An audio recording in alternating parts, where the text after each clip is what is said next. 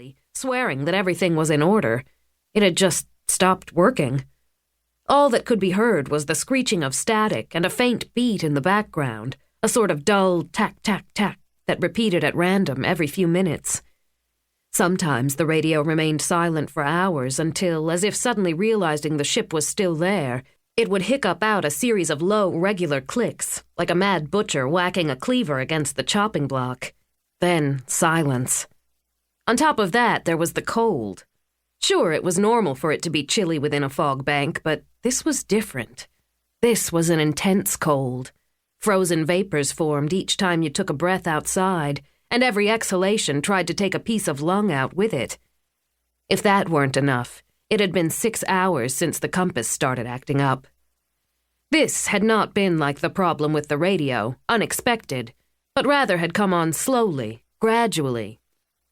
At first, there was a slight tremble in the needle, subtle enough that the crew attributed it to the vibrations sent out by the ship's old and worn twin-piston engines. After some time, it became evident that the needle was becoming more and more erratic and unreliable. McBride leaned over the compass again, though he knew he had just done so 10 minutes prior. The needle fluctuated violently from east to west, unable to steady itself for more than a second. The captain gulped. To navigate without a compass and with no visibility in the middle of a fog bank was an invitation for disaster. They could circle about for hours, or worse yet, lose their way completely. This was something that the Pass of Ballasty, with its asthmatic engines, could not risk. As if reading his mind, the helmsman, a young man of no more than 20, turned around upon hearing the creak of the command chair. "Captain," trembled the young man's voice as the compass sitting on his right danced to the same broken rhythm as the one McBride had by his side. "What do you suppose I should do?" "Stay the course," ordered McBride. "And don't forget to stay calm," he added to himself. "If we haven't strayed too far off our last estimate, then we should be on course. As soon as we can get out of this fog bank, everything will be better, son." "Yes, Captain," answered the helmsman. "Never let on to the crew that you are nervous too," thought McBride. He could almost hear in his mind the old adage every captain of the merchant fleet memorized at the academy. How easy it all seemed on land, under the sun's radiance. There, in the middle of the strangest situation of his career, he figured nothing worse could happen that evening.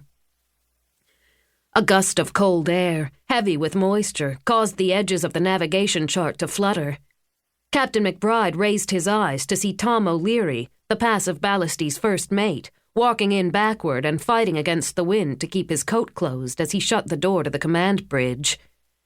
O'Leary, a 40-something Irishman, red-faced and slender, shook off the water that had collected on his jacket and muttered under his breath. McBride greeted him with a tired motion.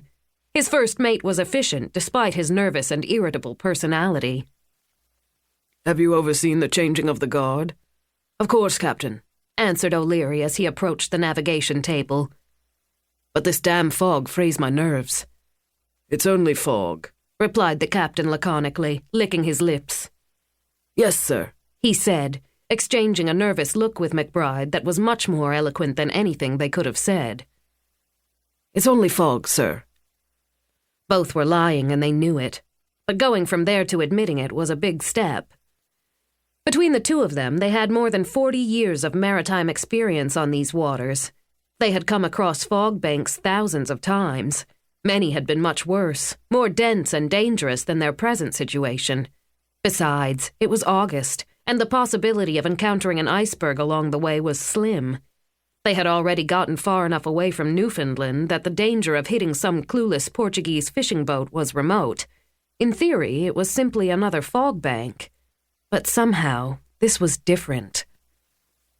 "This just keeps getting worse," said McBride. He briefly entertained the idea of going to bed and leaving the first mate in charge tonight. Head to bed and trust that in the morning the sun would be out, the radio would be up and working, and the compass would stop acting like it had gone berserk. Everything would be back to normal. But then he noticed something in the corner of the starboard window. "I'll be damned if I don't see ice forming in that window," he thought. Ice in August? A strange tingle ran up his spine.